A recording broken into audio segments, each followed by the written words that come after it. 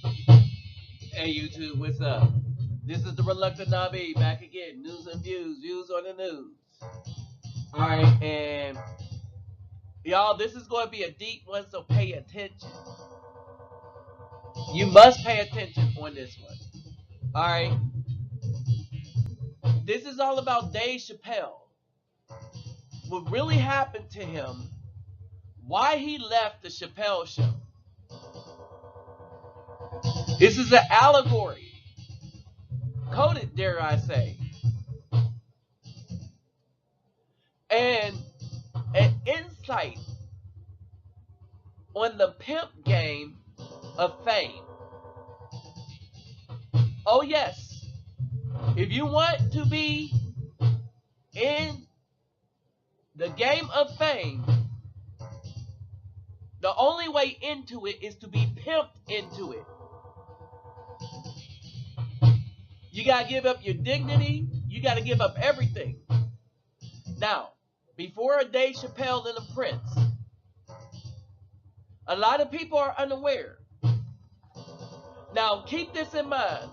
All these females, all these males that are giddy about going into the industry, they're going in with their eyes wide open thanks to these brothers like Dave Chappelle. His problem is he was trying to find a way out once he figured out what it was.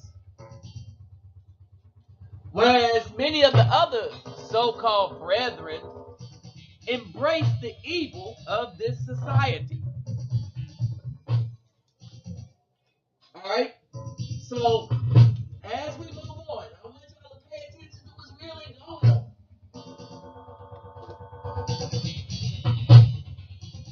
As we delve into what really happened to Dave Chappelle, and he's going to tell us, not directly, but pay attention to it.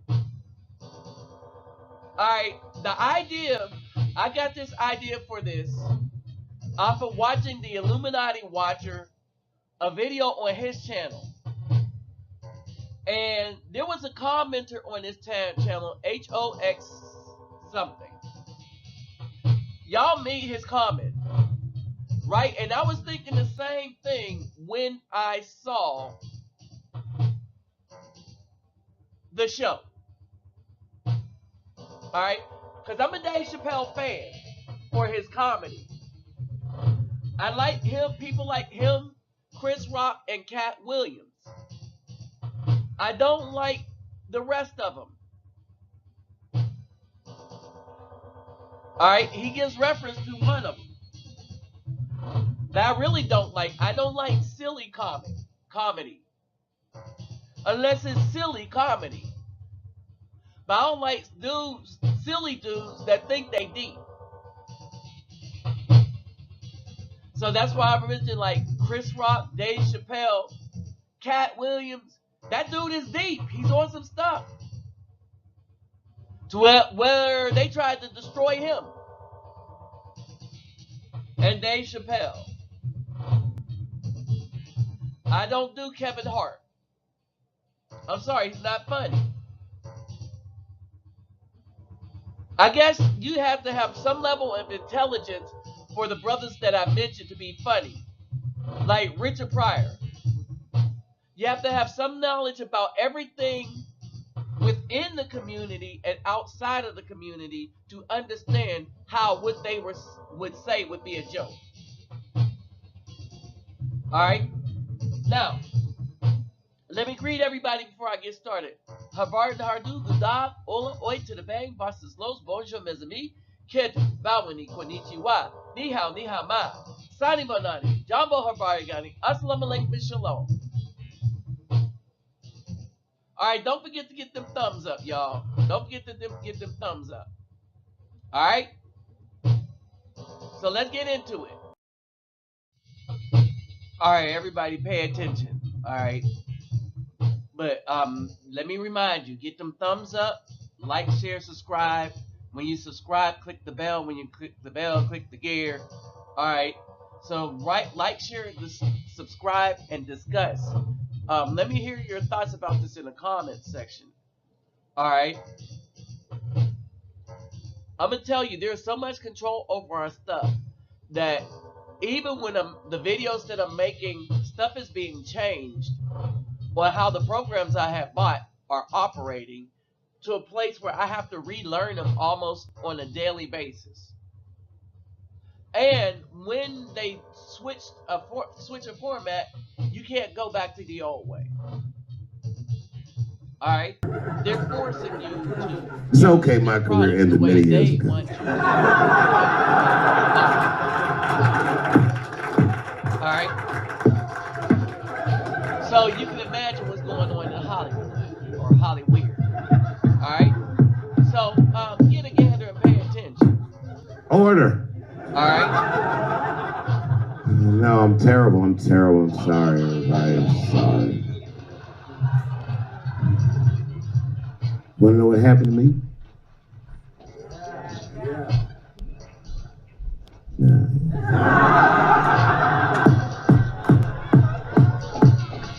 It's tempting, but I don't want to talk about it. Maybe at the end, when I run out of things to talk about. Actually, I'm almost there.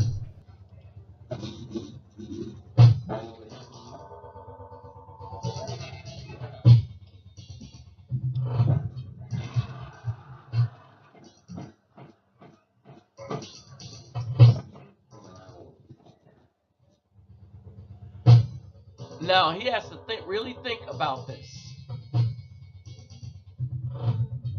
He really has to think about it. And the really reason he wants to tell you, all right, but it isn't his career that he's concerned about. It's okay, my career ended many years ago. So he says he's almost there. All right. All right. So here we are, right? Pay attention to a lot of things that he's about to say. And I want to know if you can figure out who is who in this story. I'll tell you what happened, but I can't say it directly. There's a book to me that encapsulates my entire experience before I left the show. And the book is called Pimp. It's written by a guy named Iceberg Slim. Here, bring it up here.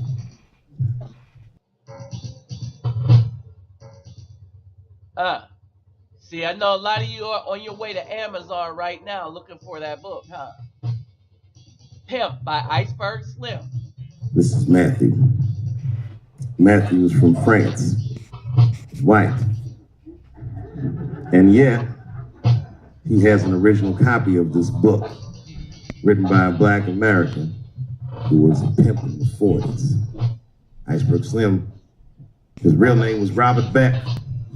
He got the name Iceberg because he was in a bar in Chicago and there was a shootout in the bar and a bullet went to this nigga's hat and he still finished his drink. Oh, and the name that this come from is Birdman, Dave Chappelle, Birdman. A tribute to Dizzy Gillespie. Alright, was it Dizzy Gillespie?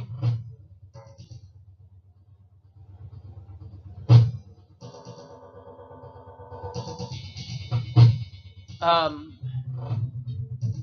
don't know. Somebody get that in the let me know in the comment section. I don't know if it was Dizzy Gillespie, but Charlie Parker. No, it was Charlie Parker. Charlie Parker. All right. So Charlie Parker was Birdman. So a tribute to him. The comedy show is named that on Netflix. All right. So this is an important clip. All right. So listen. Pimps love shit like that. They said, man, you ice cold. And he said, I like that. And it stuck. This book is so heavy in the front. It has a glossary of pimp terms because the ideas are so foreign to the American ears. For instance, Do you know what the phrase mileage on a hoe means? Pay close attention to these. All right. And let me just clue y'all in on something.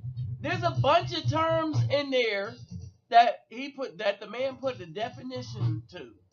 Now, here's the secret, because I know some of y'all do not think analytically I'll tell like you what this. happened, but I can't say it directly. He's going to pick out the term that There's a reference book what he's to about me that to talk encapsulates about, my entire experience. right? And before I the left the terms show. and these definitions, And the book is called pay attention. Pimp. Of the terms It's that written he by a gives guy you, because named they are Iceberg Slim. significant to the Here, story bring it up as here. a whole. This is Matthew. It shows you how he Matthew is sees from himself, France. how he saw himself White. before his popularity, And yet, how he sees Hollywood, he has an original copy of this book now, written by a black American as such. who was a pimp in the 40s. Iceberg Slim, his real name was Robert Beck. He got the name Iceberg because he was in a bar in Chicago and there was a shootout in the bar and a bullet went through this nigga's hat and he still finished his drink. Pimps love shit like that. They said, man, you ice cold. He said, I like that. And it stuck. This book is so heavy in the front. It has a glossary of pimp terms because the ideas are so foreign to the American ears. For instance, do you know what the phrase mileage on a hoe means?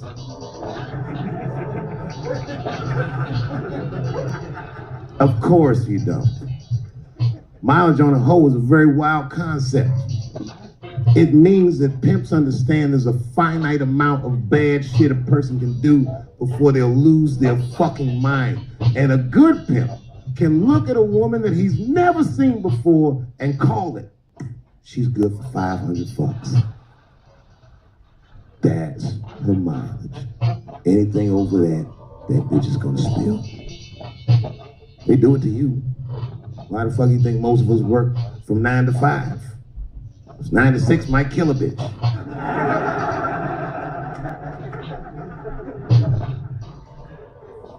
Iceberg Slim was the one that broke down what a bottom bitch was. Does anyone know what a bottom bitch is? Anyone? What's a bottom bitch, sir? It's your prostitute that's the best out of all of them, that brings in the most money. That's right. That's exactly right. Are you black? That's right. A bottom bitch is a pimp's number one hoe. She's even a bitch that helps him keep the other bitches in line. I will repeat. Does this sound like the NFL and actors and the NBA and college athlete, the black male athlete in all of these sports? Remember, these sports are a part of the entertainment industry. She's even a bitch that helps him keep the other bitches in line. The pimp was McDonald's and the bottom bitch is French fries. The rest of them bitches like fish sandwiches and cherry pies and shit like that.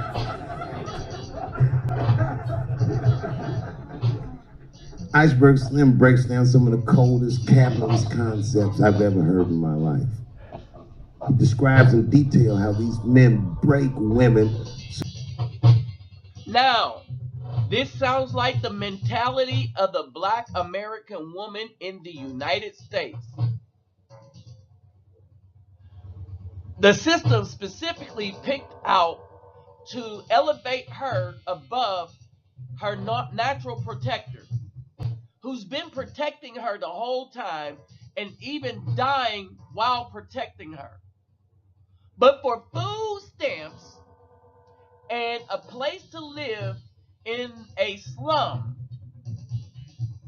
the black woman not only chooses to forget all the atrocities that has been done to Afro-Indigenous people as a whole throughout the entire time we've been here in the United States. And let's make it more correct. Throughout the entire time that white Europeans been here in the United States, because almost total amount of the Afro-Indigenous people were here long before the Caucasians or the red men.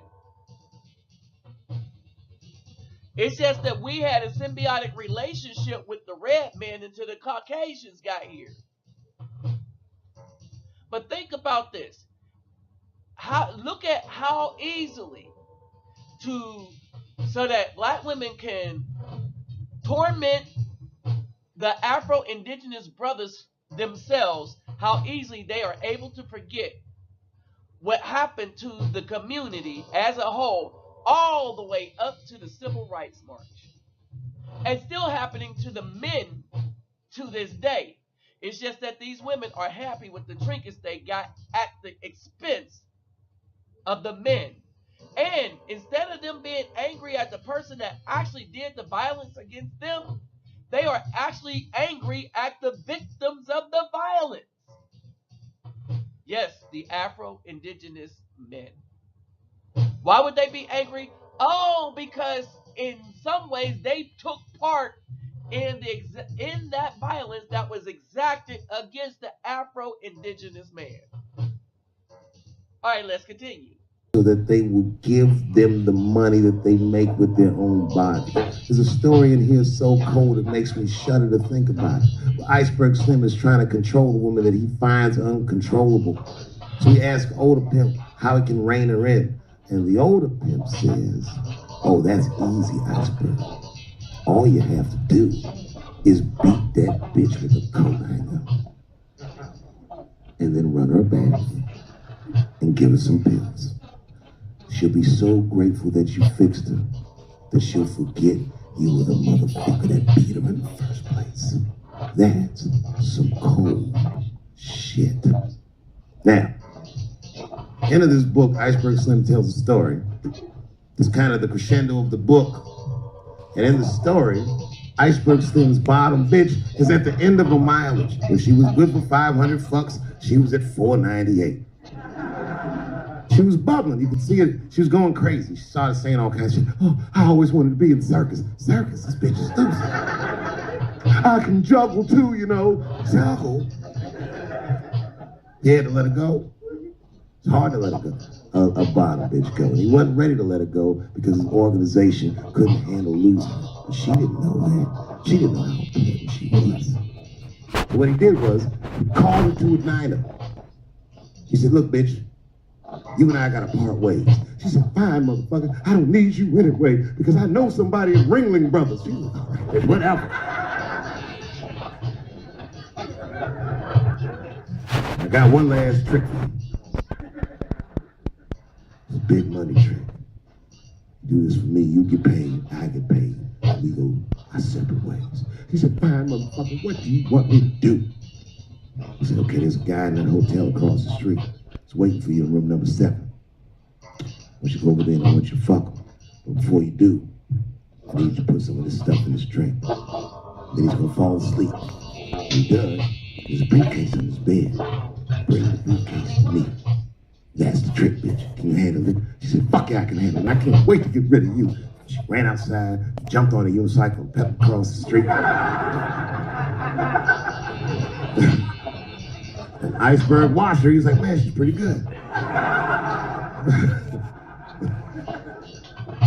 Man, if I never jerked off in the face, maybe she would have been in the circus right now.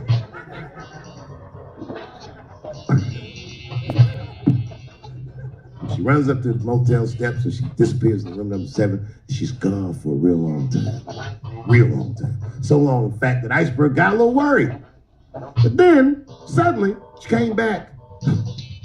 What's going on, bitch? Where's the briefcase? She said, I didn't get it, Daddy. He said, what do you mean you didn't get the briefcase, bitch? What's wrong with you? She said, oh, I did everything you said, but that man didn't look right. Something wrong, Daddy. What do you mean something's wrong, bitch? Did you put that stuff in his drink? So, now pay attention. Pay attention. I know some of y'all are thinking setup already. Alright, now remember, this is an allegory to what was actually happening to you in Hollywood, especially if you are a black man, and worse if you're a black woman. All those living in Hollywood. And one other guy pointed out, why do you think they don't marry regular people? Because regular people that don't want to be famous will see through that and will call it out. But see, to famous people, money and fame is worth more than their soul and their community. But let's continue. She said, I did everything you said, Daddy. I put all of it in this drink. He said, wait a minute, bitch. Wait a minute. You put all of it in this drink? Now he had to see for himself. Two of them go across the street to the motel, and they go into room number 7, and on the bed, laying lifelessly, is the white man that she was supposed to fuck. And Iceberg said, you right, bitch, she don't look good. What the fuck? So he called a friend of his that was a doctor that was close by. The doctor came in, gave the guy a thorough examination, and told them both what was obvious. Slim, this motherfucker is dead. Oh, God, Daddy. Oh, no. Oh, no, we killed him. He said, calm down, bitch. We didn't do anything. You killed this motherfucker. And then he reached under the bed and he grabbed the briefcase, he popped it open. It was filled with money. More money than any of it ever seen. And Iceberg took a little bit of the money and gave it to the doctor, and the doctor left discreetly. All right, bitch, let me think. I can fix this for you. I know somebody I can call. But if I call them, I'm gonna owe these motherfuckers a big favor. God, Daddy, please. I don't want to go to jail. Neither do I, bitch, so will you shut up? Pick up the phone. She heard him mumbling in the phone a little bit. He hung up the phone, and she was pacing the room, and he was just standing there cool, and they were waiting, and suddenly the van pulled up downstairs. Two guys get out with a carpet. They walk upstairs, they roll that carpet out on the floor, they throw the body in the carpet, they roll that motherfucker up like a burrito, they pick that shit up, and they throw it in the back of the van. They come back up, and Iceberg opens the briefcase again and gives them a little money. He says, I'll get in touch with you guys later. They say, you're not gonna get in touch with us at all. We'll find you. He said, whatever, nigga. And he bounced. Oh, God, Daddy, oh, God. He says, relax, bitch. Listen, we're getting the fuck out of here. You go downstairs, you get the car. We gotta leave separately. She went, she got the car. Iceberg grabbed that briefcase, waited a few minutes, looked out the window, and then he went down with her. They both got in the car and they drove off. She was a blubbering mess. Oh, you did all this shit. He said, I told you, bitch, we didn't do anything. You killed a motherfucker and I cleaned him up. Now we got us a secret, okay? And I know I'm not gonna tell, bitch. It's you? Oh, no, I ain't gonna tell. He said, all right, bitch. I'm gonna need you to stay with me for a while till this shit cools down. She goes, okay. Okay. That's the game. That's how the whole shit works, ladies. You understand? This bitch was at the end of her mileage. She was at 498. She ended up tricking for Iceberg for another 6 months. She must have turned another 200 tricks for him. Do you understand? Some cold shit. And the cold shit about it is that the dead guy on the bed wasn't even dead at all. This motherfucker was just a friend of Iceberg's acting like he's asleep. The doctor wasn't a doctor, it was a motherfucking butcher that happened to have a white. Whoop, there it is. Now, here's the comment from HOXW. And this is what I got from it too. Everyone that will listen, that Dave is telling everyone that will listen that he was the bottom B for the Hollywood pimps. The way they prepped him, had him as favorite, give him anything he wanted, and they had him keep the others in line. They also knew his mileage was nearing a peak appeal. So they made him think, or got him to do something that he would not normally do. In the end, he worked out the deception, and that's when he took off and left it all behind. He has seen and knows that sex crimes on adults currently in the news is just a cover story for what's really happening behind closed doors. He also knows that he cannot come out and just say it because the environment is not safe. Not just for his personal safety, but for the fact that the truth is so vile, bizarre, and sickening that the majority of people would think that he's out of his mind. And his integrity is more important to him than the cash and the fame or his safety. The other thing is, he can have a good conscience about this. Because the people are given a choice to accept that kind of lifestyle. Money for your soul, right? Prince was trying to tell us the same thing. Cat Williams tried to tell us the same thing, and look at what they did to him. Too much truth. Alright? So this is what's going on. It's hard to get out of that system once they put you in it. Alright? Why do you think people are going to Netflix now? Think about it. But like Google stopped up YouTube and then changed it and started silencing people, somebody's going to stop up Netflix if they haven't already. And do the same for its creativity. Alright? So y'all tell me what you think. Like, share, subscribe, and comment. With that said, I'm out.